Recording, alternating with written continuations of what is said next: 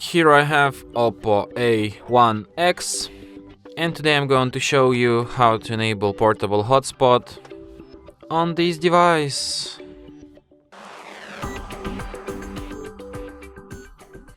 So to do this, firstly you have to open upper bar, and here you can find the button Personal Hotspot. So by tap on it once, you can switch this mode. By holding your finger on it, you can access some of its settings by going to more.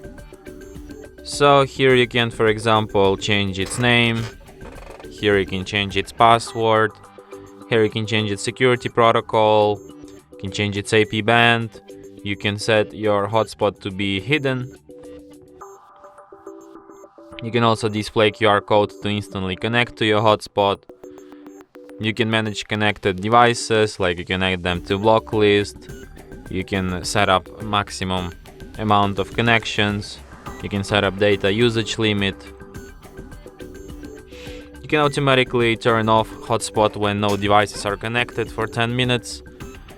You can use Bluetooth tethering, you can use USB tethering, and also Ethernet cable tethering. So yeah. And that's it. Thanks for watching.